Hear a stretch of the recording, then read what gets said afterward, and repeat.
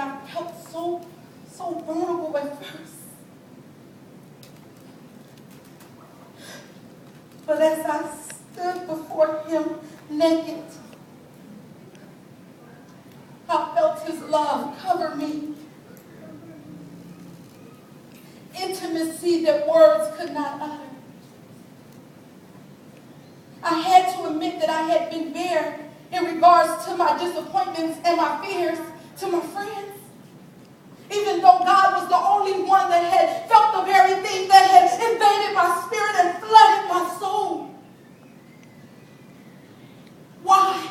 Why had I waited so long to unlock the dungeon of my soul when he was standing right there, all alone, crying out to me, "My child, let me in, for I already possess the key."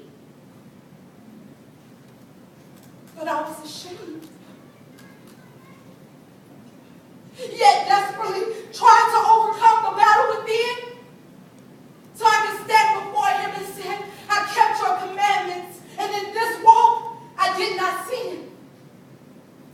But I made a promise that I could not keep, and I tried to hide my failed attempts each time because I didn't want the one that I loved, the one that I longed to be like, the one that I owed my life to know that I was imperfect and incapable of doing this on my own."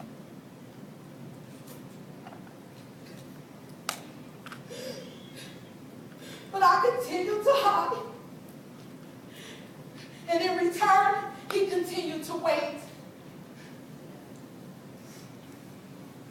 And I became weaker. And he became powerful. But even though I refused to yield to the power of his strength, I was overtaken. And the cave of my soul began to collapse. I found myself in the apparatus of his glory and the formation of who he created me to be. But God, and like a premature baby, I was kept in the incubator of his love. He began to control the condition. And he didn't allow anything to come in and weaken the immune system of my spirit. Oh.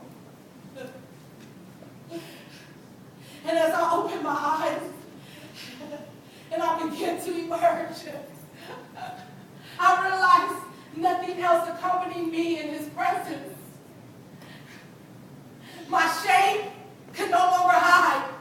My guilt stood speechless.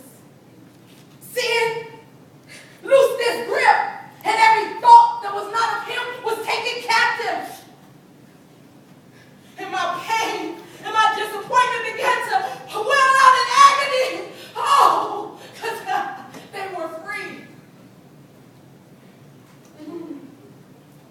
My joy became my strength. His light became my guidance. And his spirit filled my soul.